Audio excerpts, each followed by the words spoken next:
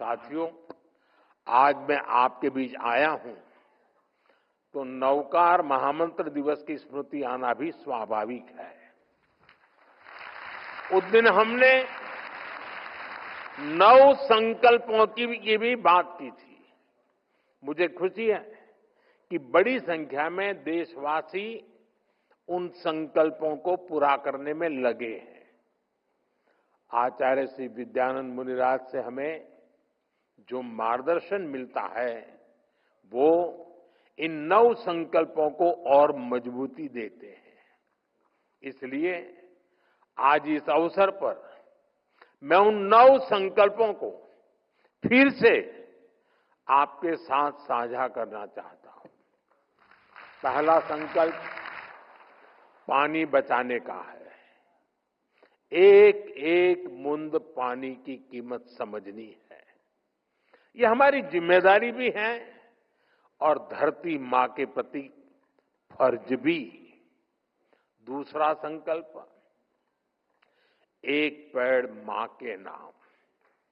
हर कोई अपनी मां के नाम एक पेड़ लगाए, उसे वैसे ही सींचे जैसे मां हमें सींचती रही है। हर पेड़ मां का आशीर्वाद बने। तीसरा संकल्प स्वच्छता का। साफ सफाई सिर्फ दिखावे के लिए नहीं, ये भारत की अहिंसा है। हर गली, हर मोहल्ला, हर शहर स्वच्छ हो। हर किसी को इस काम में जुटना है। चौथा संकल्प वोकल फॉर लोकल। जिस चीज में किसी भी भारतीय का पसीना हो, जिसमें हिंदुस्तान की मिट्टी की खुशबू हो, वही खरीदनी है। और आप में से ज्यादातर लोग व्यापार कारोबार में रहते हैं। आपसे मेरी विशेष अपेक्षा है, अगर हम व्यापार में हैं तो हमें अपनों के बनाए सामान को ही प्राथमिकता से बेचना है।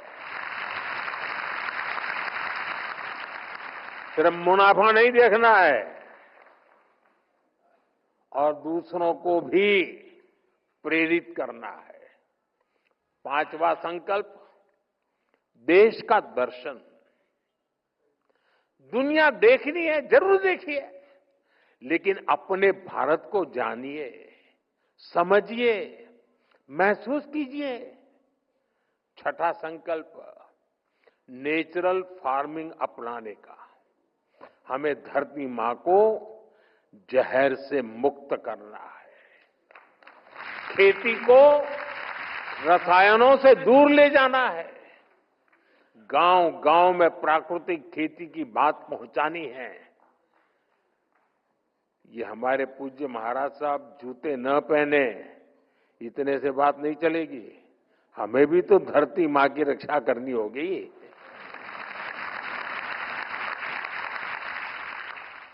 सातवां संकल्प हेल्दी लाइफस्टाइल का। जो खाएं सोचकर खाएं। भारत की पारंपरिक थाली में श्री अन्न हो। हमें भोजन में कम से कम 10% तेल भी कम करना है। इससे मोटापा भी जाएगा और जीवन में ऊर्जा भी आएगी। आठवां संकल्प योग और खेल का है। खेल और योग दोनों को दैनिक जीवन का हिस्सा बनाना है।